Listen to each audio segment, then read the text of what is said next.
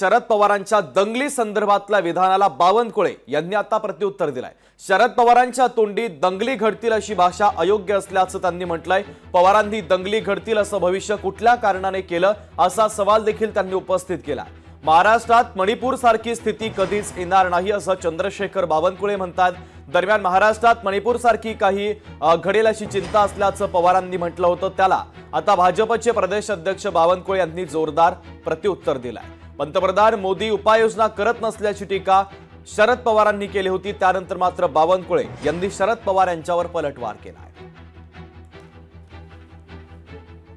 आज अखेर युद्धमुळे झाल्याच्या नंतर देशाचा प्रधानमंत्र्यांनी तिकडे आपण चक्कर टाकावी, लोकांना दिलासा द्यावा, हे कधी त्यांना वाटले नाही।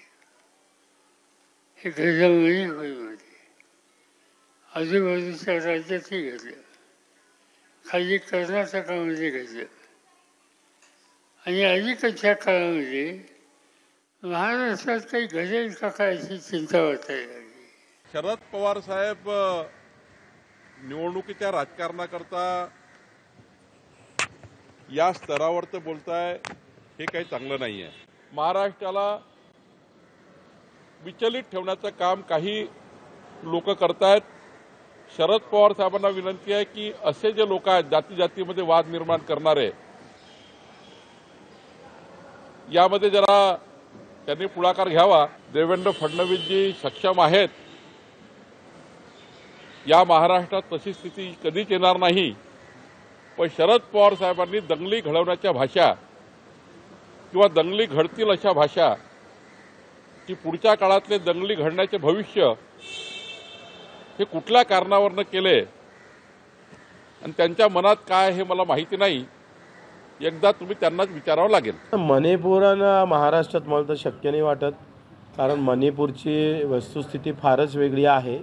मणिपूर एकदम छोटं राज्य आहे आणि महाराष्ट्र हा पूर्वग्रामी असणारा राज्य असल्यामुळं पवार साहेबांनी कसं ते बयान केलं, कुठल्या आधारावर केलं मला माहीत नाही। सन्माननीय शरद पवार साहेबांनी वक्तव्य केलं की ओबीसी समाजाचे नेते आणि मराठा समाजाचे नेते हाकेजी आणि मनोज दादा यांना एकत्र बसवून चर्चा करा।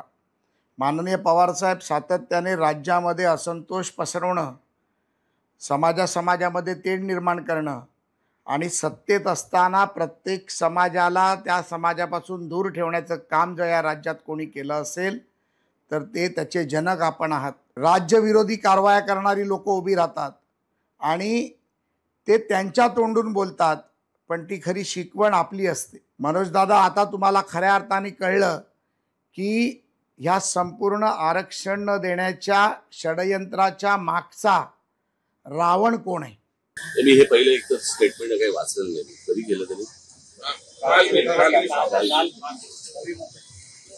पवार साहेबांनी हातभार लावू नये या गोष्टीला, फक्त बाकी काही नाही। लोकशाही मराठी ऐका, पहा, जागरूक रहा।